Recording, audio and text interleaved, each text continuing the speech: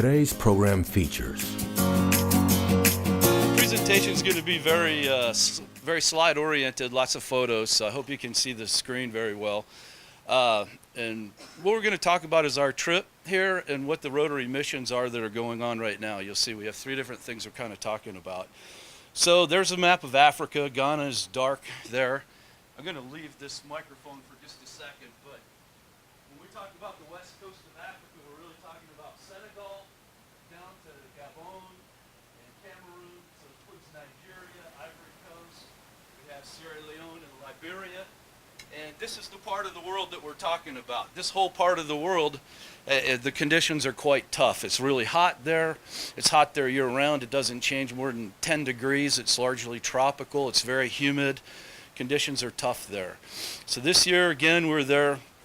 The first week we went and we checked on water wells that our club has put in the past several years.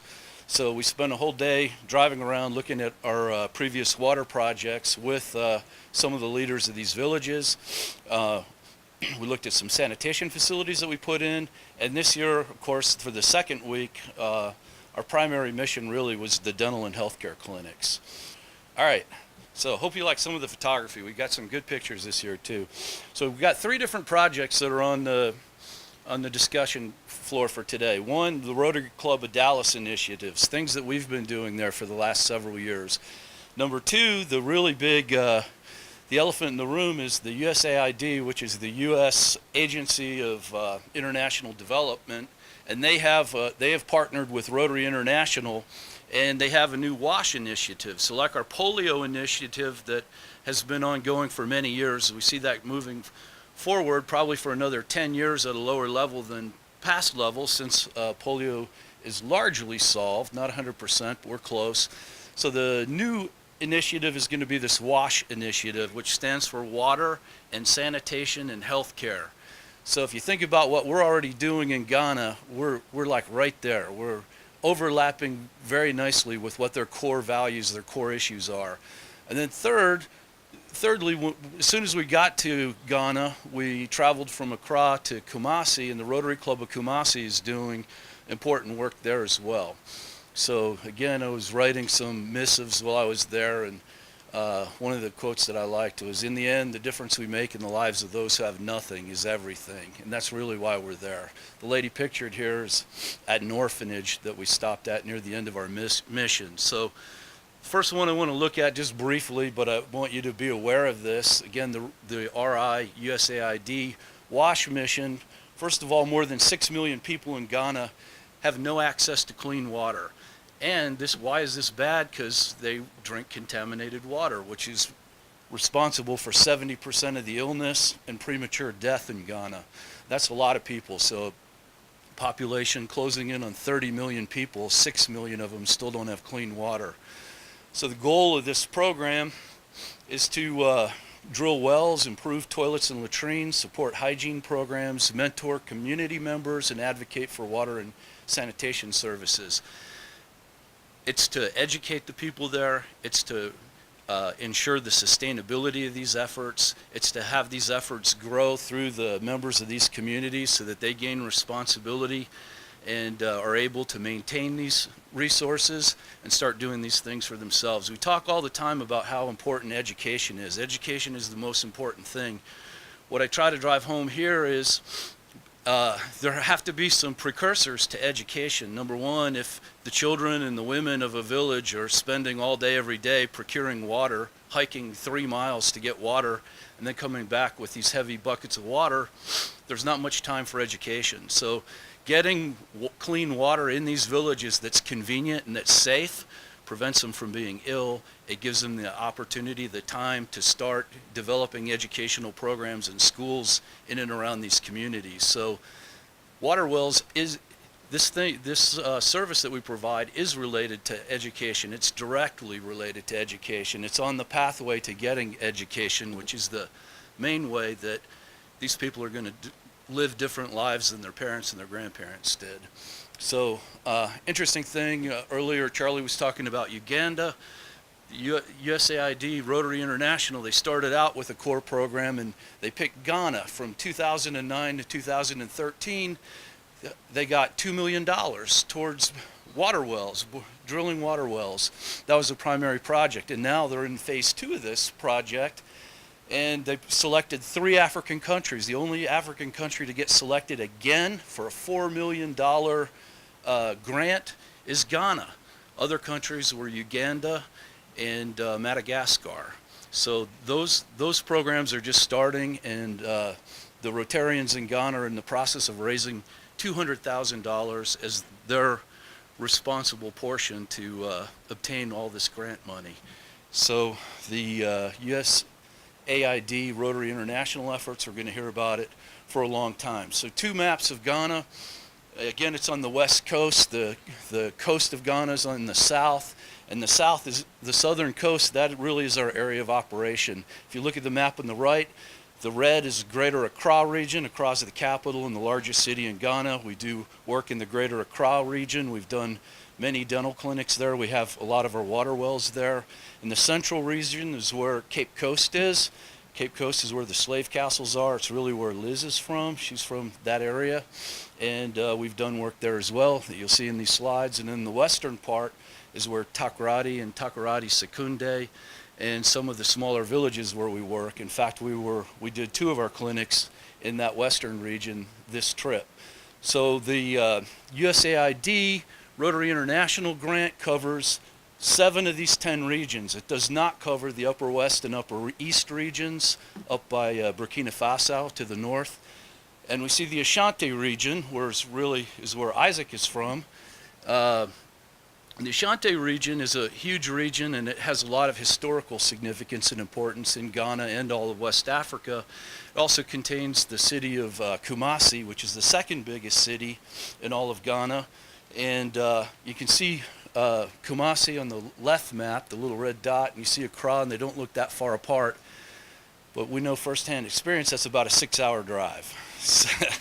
So it's further than you think. So upon arrival, kind of our opening statement getting to Accra, Ghana. I landed in Accra last night with the local humidity on high. As we taxied to the terminal, the 747's windows were covered in thousands of tiny humidity water droplets, many of which coalesced into small rivulets of water streaming down the windows. The condensate was so thick it was impossible to see anything outside. Yet the very thing that obscured our vision was what I'd come to see. After collecting my luggage, we were headed on a journey to a town where the local leaders are bringing potable, clean drinking water to the people, and at the same time, engaging them in water conservation projects. So kind of the irony of getting there. So the first trip we did, got in there at 7 o'clock at night, and about 8:30, we're on the road at night driving to Kumasi, which turned out to be really smart because there's not a lot of traffic on the road at night.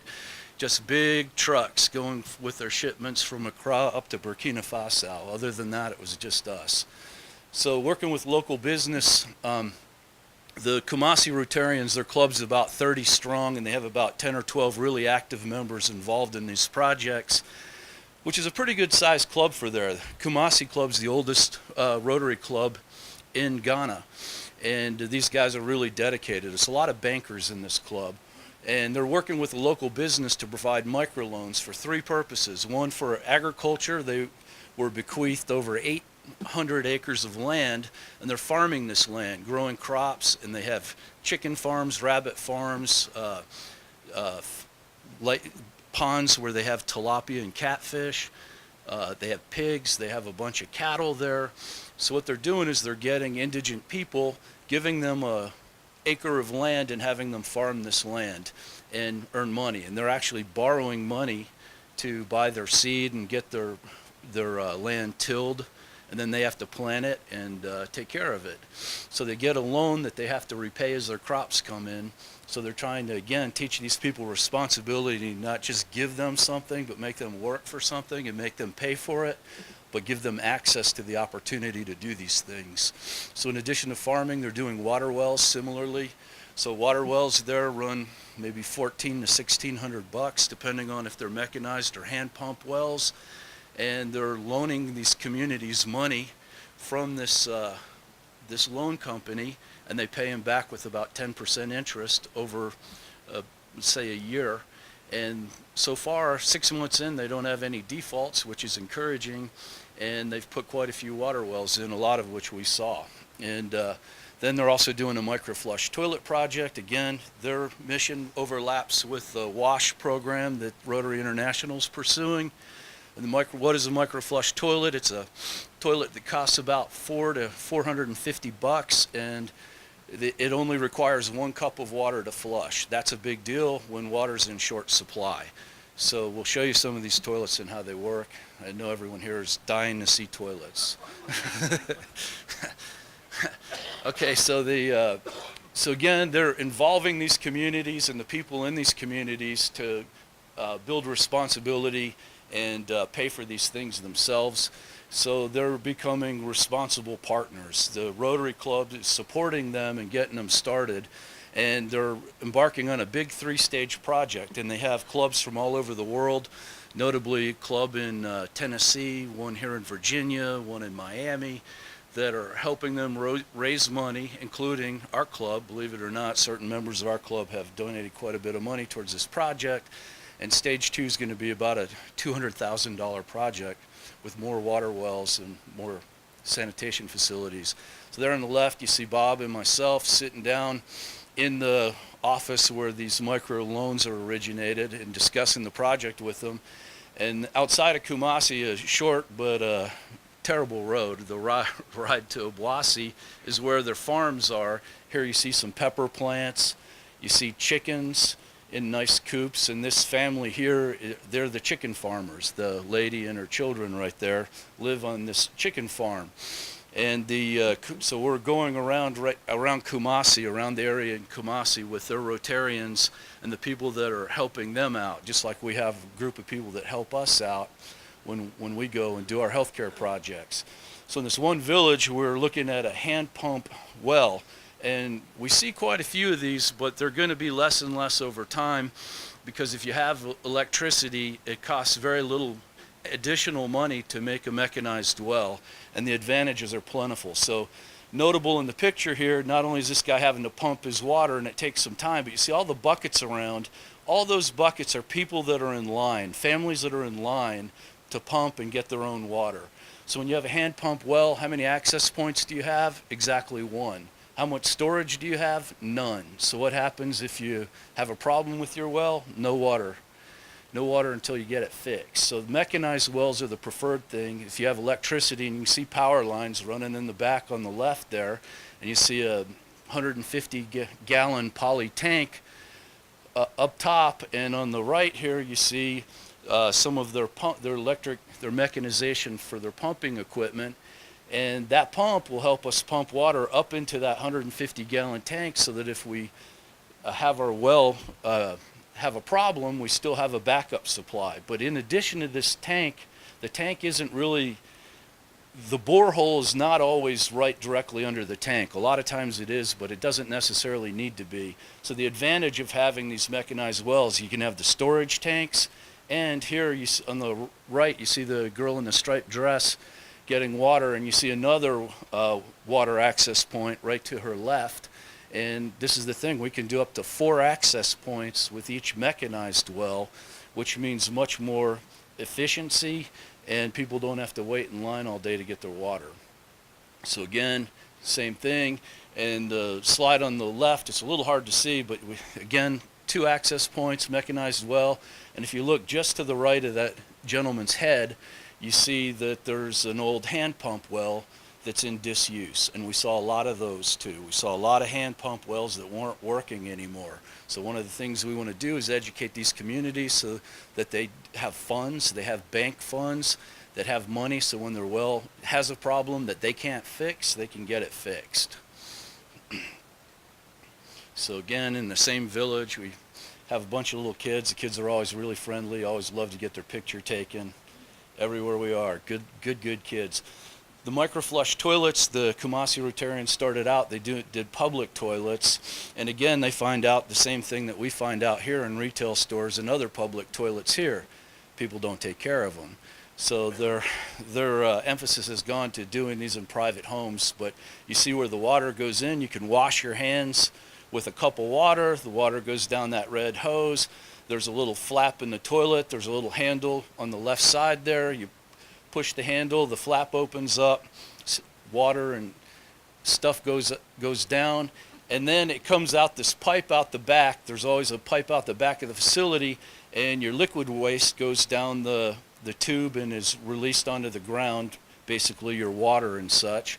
And the solid waste goes into this holding tank that's much like a septic tank. And again, you see a big pipe rising out of the septic tank so that there are no odors there at ground level. And in these toilets, there are no odors in these toilets. And what's in that is kind of a composting system in that tank, which is a bunch of worms that have bacteria inside them, and they chew this up and they convert it into compost. And every 2 to 5 years, they go and they retrieve the compost from here and they can use it as fertilizer. So it's a sustaining system that doesn't have just a finite lifespan. So again, that was the Kumasi Club. After 2 days in Kumasi, we returned, and Bob was with me the first week. The two of us drove around with Isaac the Terrible. No, no, I just meant that. I just meant his driving. No, no, he's an excellent driver. Just driving in Ghana period is crazy. But so we inspected old villages that we had put water wells in. So the first one we did was Asanima, and it was very interesting. So here you see the sign, says Dallas Rotary Club, and you can tell that one of our access points here, there are actually 3 places you can draw water from here. The high one, which they draw on their head, and then there are 2 low ones, one to the right and left there. And you're looking at the kids' school in the background. So they have a school here, and they're pretty close to a river. There's a river not far away. And here are the happy kids in Asanima, and there's their storage tank, and that's where they live. That's very typical of the homes we see there. And again, this is one of the other access points in that village. Before we had a water well there, where did they get their water? They walked about a mile, and they walked to this bridge, and right next to this bridge, they scoop water out of this creek, and then they'd carry this back uphill about a mile, and this would be their water. And people, the levels of illness, guinea worm, dysentery, all went down precipitously once they got clean water. An interesting thing, this is kind of a ratty old bridge, it looks like, but we go across the bridge and there's a beautiful waterfall there. And again, the water from that stream's coming from this waterfall, but still not good drinking water, because you really don't know what happens upstream to this water. Mostly not good things. So we went to an adjacent village, mile 14, this village is called, and again, we have water well there. There's our poly storage tank, and interestingly, the guy in the checkered shirt, on the right there, the guy in the checkered shirt, last year when I went, he was the first man in line to get a tooth out. He had a big old swollen up face, and he came early ahead of time because he knew he was sick. And I helped him out. I treated him. He was the first guy I treated that trip. And then I get back to this trip and realize that he's the man in charge of the water for 14 Mile and Asanima, these 2 villages. Had no idea. So it's a good thing I was nice to him. So this is the 3rd village that we visited, that we did water wells for. I'll let you pronounce that one. And if we look up close to this access point, we see they have little covers on it and padlocks, and they lock this. The members of the community contribute a little bit of money, not much, but a little bit of money each month to go in account to, again, sustain these things so that if they need repairs, they have money to repair and they don't just go into disservice. Because you look around, you saw the houses here. There's not a lot of valuable things in this community, and their water wells hugely valuable to them. So again, we're doing primarily mechanized wells in the foreground. In the ground there, you can see our pump. You can see the electricity on the wall back there. And then you can see, again, a big storage tank. So again, the 4th village we visited, again, we see that they have electricity, and we're doing mechanized wells. Every time you see a big poly tank in the air, you know it's a mechanized well. It's the only way to get it up there.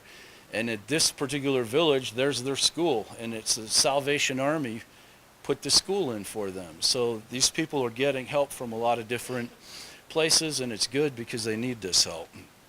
So again, we'll look at one more toilet, and the reason is because this is brand new, brand spanking new. This paint still smelled fresh, the whole bit. And this again was sponsored by our club here, Dallas. The Rotary Club of Dallas sponsored this and built this. 6 commodes, wall right in the middle, so 3 on each side. There's a men's and a women's entrance separately. And this is a brand new facility that they were waiting to officially christen. So after we did the trip to Kamasi and then we checked out our old well projects, we decided to have a road trip, have a little bit of fun. As a lot of you know, I like to do geocaching, which is find things that are hidden using a GPS. So when I was there 2 years ago, Isaac here and a couple of our friends went and we found one right by Labadi Beach, which is near Accra. And we decided we'd go to 2 of the countries adjacent to Ghana. So we went to Togo and then Benin. And here's Emmanuel up top and Kweku Appa, guys that help us on every trip we've ever done. And there's Isaac with the prize as we're climbing trees. And on the right you see a large plane that's out of service that's become a nightclub and restaurant. And we're on the beach in Benin. So we got around. And again, this is a nice stop at Togo. You see the church in the background, the nice colorful fishing boats. And again, it's a guy trip. It was literally Isaac. There's Isaac doing his Isaac move. And Emmanuel and Kweku Appa in the striped shirt and Bob and myself. And that was our group. So once we got back after a 2-day journey there, the rest of our group arrived. So we have Ashley and Kristen are the hygienists from Dallas, and I guess Ida is behind them. She actually, or is that Phyllis? I'm sorry, that's Phyllis. That's our OB-GYN, our physician. And then of course Liz and Liz's mom, Callie, and Kweku Appa in the back, and Bob. And in the front, in the foreground is Wisdom. That's his name, Wisdom, and he's Ghanaian as well. So our trip, again, we fly into Accra. It's about a 24-hour trip to get there, which is a flight from here to London, about a 4-hour layover, and then a 6-hour flight due south of London, and we get to Accra. And as you follow westward on the map, southwestward, you see Takoradi down near the bottom. Let's see if this works. Right here, Takoradi, and here's Cape Coast. So we drove from Accra to the Takoradi area, and our first 2 clinics were around there. So again, the first one was in this Ajwa Cathedral, and there's the cathedral. And like I said before, this place could be like a luxury resort. It's located right on the water, but of course it's not. They're the fishing boats, and they've actually sunk a fair amount of money into the harbor, improving that, so these fishermen can have an easier go of things. But this is what the houses look like. This is what the village looks like. So when we arrived that morning, this is what we're greeted with. Lots of people outside, lots of people inside, ready to go. And of course, Isaac and Kweku Appa and their comrades have already kind of set things up. So all we have to do is finish setting them up, and we're off, and we're busy for the day.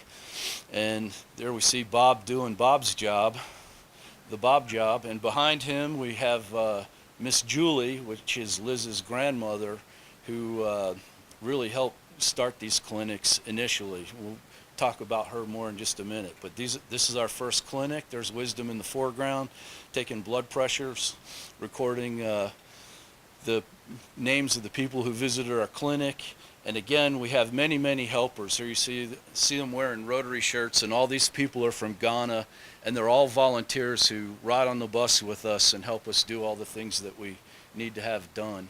Here's a cute little girl with her Hello Kitty shirt. And again, when we have clothing drives, this is where your clothes go. The little girls like this, and we see 12-year-old boys who have red pom-pom women's slippers on. That's the only pair of shoes they own. So when you give your clothing, it's going to a really good cause. Our second clinic was in Lagos Town. That's how they pronounce that, Lagos Town. And you can kind of see that this isn't really out in the middle of a nowhere village. This is kind of part village and part small town, and it's really kind of a dive of a place, although their school was really nice. So that's our supply van. In addition to the van that we all ride in, there's another van. We have 2 guys driving that van at least, and it's just full of supplies, clothing, dental supplies, equipment, rental equipment to put up awnings, and everything that we need for their traveling road show. So Ashley on the left was a new volunteer this year. She's a dental hygienist. There she is, cleaning teeth. Kristen's on the right with all the kids around her, and she's been on these trips with us before. So it's good to see her again. And you can tell this second day we had a lot of people, and believe it or not, we had a lot more people the first day. And there's Bob, and the school was letting out class by class, so we had a very organized day here. So the line was never crazy long until the end of the day. And there's my little buddy Franklin, and that's a long story of its own. I don't want to waylay us too much, but you can see the end of the day we're about to hand out clothes and shoes and some toys, and the line is just long, lots of people. So they know we're here and they appreciate us. In fact, they gave us a little certificate of thanks that same day in that town that they had gotten laminated, which is kind of a special thing for them. So you could tell these people were very grateful. So one evening in Takrati, Bob and I stayed in a hotel, and we could look right across this harbor. You can see some fishing boats in the fog there. And there's a fishing village between us, and what you're looking at is the largest slave castle on the west coast of Africa. And this is literally the last place that these people touched the ground in Africa before they got on big sailing ships and went to the Caribbean or North America. So I'm up on the porch of that, the balcony. There are cannons and cannonballs still there. And we're looking across the harbor, almost like a painting there, looking across the fishing village, very colorful and a very crazy place. So there's a fisherman mending his nets, ready for the next day, and goats and boats and chickens, and it's just kind of chaos. And here are the men bringing their fishing boat back in after a morning haul, and again we see the slave castle or fortress in the background. And then we took a day of travel, and we had a little activity there. We had these rope bridges that were about 300 feet high or higher. Scary, scary, scary. Very scary. I'm not doing that again. And then finally our last clinic day, our third clinic day was, I don't know exactly the name of the town, but again, it was in the hills above Accra. So we're in the Accra region, and our dental chairs were all set on a porch by this building, and you can see the door between the left two pillars, and there was a lady that gave birth to a child that day about 15 feet from where I was taking teeth out. And that's what goes on here. So the guy in the foreground is a dental student, and the guy the gentleman that you see working back there, he's a dentist in Ghana. So we had 2 dental students and 2 dentists from Ghana helping us on our third clinic day. And the gentleman you see working there, his sister actually worked in Washington, D.C. She's an attorney, worked in D.C. for quite a while. So we make some interesting friends and meet interesting people there. And then this is our healthcare clinic, again, doing diabetes checks, blood pressure checks, and Bob doing his fluoride thing. And Liz, she's kind of our triage person. She speaks the languages obviously a lot better than the rest of us do, so she can talk to these people, see what their problems are, evaluate them, and disperse them to where they need to be, where they need to get fluoride, go to the hygienist, get their teeth cleaned, see me to get teeth out, whatever. And then kind of the guy being silly on the right, he's one of our 2 drivers that drives the van full of supplies. So I wanted to give the guys that help us some love here. I know you don't know who they are, but I still want to show them some love and appreciation because they do a lot for us. And so some of the things we don't talk about, we give out a lot of toothbrushes, toothpaste, pencils, give them goodie bags. And here again, Emmanuel, the guy that was climbing the tree, he's center stage here with the Rotary shirt on, and again, he's taking names so we know about how many people we saw. And for a little chunk of this day, Liz wasn't feeling too well, so Philomena, or her African name is Afua, is the lady on the right there, and that's Liz's cousin, who's a dental hygienist here in the U.S. and she actually just got married. So she was acting as a hygienist until we needed to have her run triage for us, so multitasking. And of course, we find time to have a little bit of fun, and our fun this night, George, the guy on my left, he took a whole week off of work last time. This is the West Accra Rotary Club throwing a dinner for us one evening. And George, he took a whole week off and traveled to every clinic and came back with us. He spent the entire week with us last time. Great, great man. The guy leaning on my other shoulder is Eddie Larby, and he's the brother-in-law of the president of Ghana. So West Accra is a really good group of people to partner with. And then next to Mr. Larby is Julie, Liz's grandma. And the guy standing up there is their newest president of the West Accra Club, also named Emmanuel. Great guy. I've seen him every time I've been there. He's been actively involved in all our projects every time we've been there as well. And another night we went back to the same restaurant without the West Accra Club so we could let our hair down a little bit. And there's Liz and Bob letting their hair down. Bob's hair doesn't go too far, as you'll notice. And so after our 3 clinics, we thought we were pretty much done. We had our celebratory dinner, and then how the dental clinic really started occurring is Liz started this out with Isaac, and they started it out on a small scale, and they started it out at an orphanage. And the orphanage is really in the middle of nowhere. It's about an hour ride from Accra, but as soon as we leave the outskirts of Accra, we're in farmland, and there's nothing there. There is nothing there. And finally, we go down some dirt roads, and we wind up at this orphanage, and this lady and her husband started this orphanage quite a while ago. Her husband passed away, I think about 1.5 years ago, and the day we got there, somebody had left a newborn baby right on her doorstep. So she was a little busy that day. They have at least 60 kids there all the time, and the 2 kids on the left playing the bongo drums there, they're 2 of the children there. And the lady on the right helps out there. That's her daughter, and she does sewing. She sews their clothing.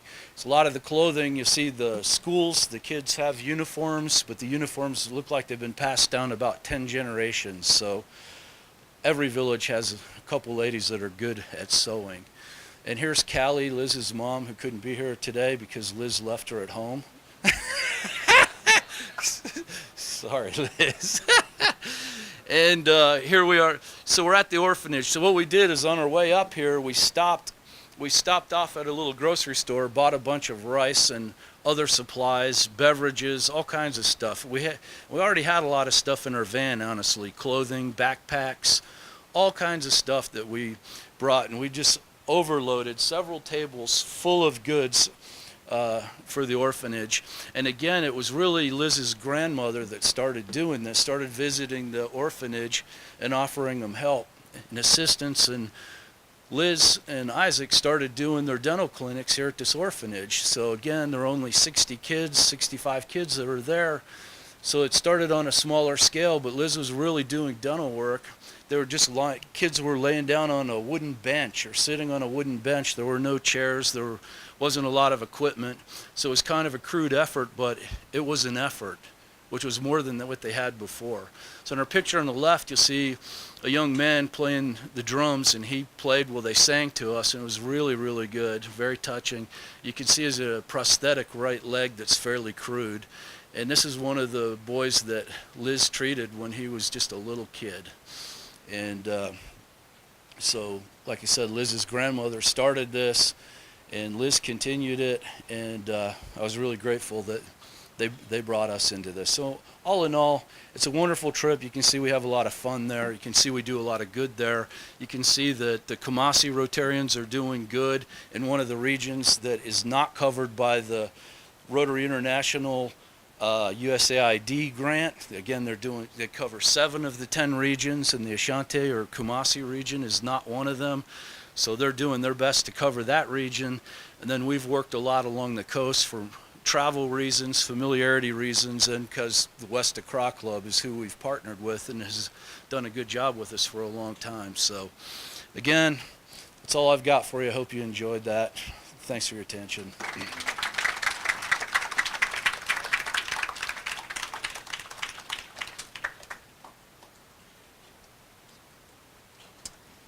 Hi, I don't have a whole lot to say, but I was told to come say a little something. Um, with our Ghana community, our faith is really important to us. When you meet somebody and say hello, most likely they'll say, by God's grace, I'm doing well. It's not hi and goodbye. When you say goodbye, they'll say, may God bless you. God willing, we'll see you again. So our faith is really, really important to us. And for my 3 years and 2 months of being a parent, the most difficult aspect for me has been being helpless to my child. And when our baby came early and she was in the NICU for 2 months, it was difficult as a parent not being able to help her. And I know that runs through so far as, if you're in, like Highland Park, or you're in a local village somewhere like with these Thailand kids who were stuck in the cave. So it was very difficult, but the only thing that I could do for her was to pray for her. And so every night my husband and I will get on our knees and we'll pray for God to help our baby. And I know with these mothers in the villages, when their kid can't eat, can't sleep because their teeth is hurting, and there's nothing that they can do for them, they cannot take their whole monthly income to go to the city to try to find a dentist to pull one tooth. That's just an impossible task. So I'm sure all they will do is pray for their baby. And so with us, at least, we had caring doctors who were able to, he diagnosed her on Friday, came in Saturday, did her surgery, came in Sunday to take her off her breathing machine. And so that right there was not the mechanics of him doing the work per se. I'm sure he's done it 1,000 times. But it touched my heart and my spirit and my soul with his kindness that he showed my family. And I tell the doctor, he was like, her vocal cord was paralyzed for almost a year after the surgery. And he was being like, we like to leave the patients better than how we found them. And I told him, I said, you know what? Do not waste any brain cells thinking about that, because I would take a paralyzed vocal cord any day over a dead baby. And so I will continue to pray for you, for God to bless your hands and your heart so you can continue to save other babies. And so when we land in the village and now we're able to take that tooth out or help that kid, and now that kid can eat, can sleep, I feel like it's more than the mechanics of our know-how on how to take out the tooth or us passing out a toothbrush or a toothpaste. I feel like we touched that mother's heart somehow, that she prayed and God listened, that her fellow human beings actually care. To help somebody it's easy. To leave your family and friends and your work to go across the ocean to help somebody you don't know, it's on a different level. And I feel like if you're ever given the opportunity to touch somebody's heart, you should take the opportunity and do so. Giving for me, it's easy because I feel like I've been given so much. I tell my husband all the time that I see God every day in my life because every time I look at my babies, I see God. And so everybody here, all the things that we give to Rotary, so far as Rotary International, our club, the district, everybody here had a hand in helping us get over there to touch people's hearts. And I'm really, really grateful to be a member of this club. And I thank everybody, those who are you know who you are when I say, okay, I need to do this. This year we're going to do clothes drive. This year we're going to do this. And she is on it. And those who helped us with the grants and so on and so forth, thank you so much from the bottom of my heart. I truly appreciate it.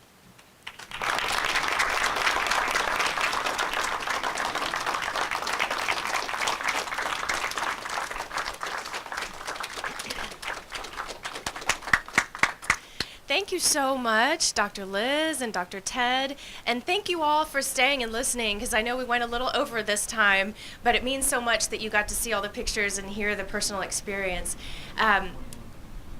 Thank you so much for sitting through it. We have a little something to give both of you for your presentation today. So if you'll just come up for a quick second.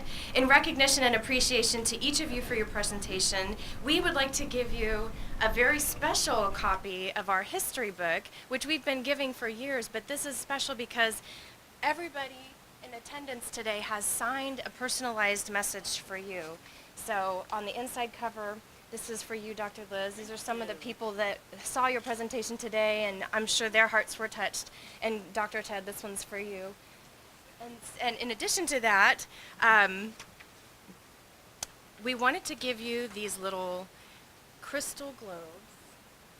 You each have one of these.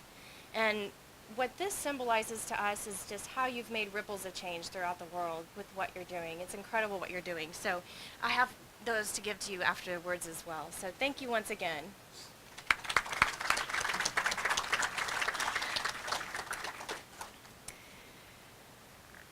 Okay, I have to collect myself. That was emotional for me too. Thanks again to all of our members for your attendance and for your support today. We are so glad that you're all here and that you came and enjoyed our program, I hope. Please know that Rotary membership is by invitation only, but we do welcome your inquiry. Someone thought so highly of you to invite you here today, so you have the heart of a Rotarian, and we hope you'll consider joining us. Next week, we will hear about what's going on at UT Southwestern Medical School. It's their 75th anniversary, and Dr. Mark Neve, the Executive Vice President for Institutional Advancement, will take us through 75 years of impact and innovation. Now, Rotarians and visiting Rotarians, please stand and recite the four-way test with me. Of all the things that we think, say, and do, is it the truth? Is it fair to all concerned? Will it build goodwill and better friendships? Will it be beneficial to all concerned? And is it fun? Yes, it is. I look forward to seeing you all next week. Remember to share the gift of Rotary, continue to be people of action, and be the inspiration. We are adjourned.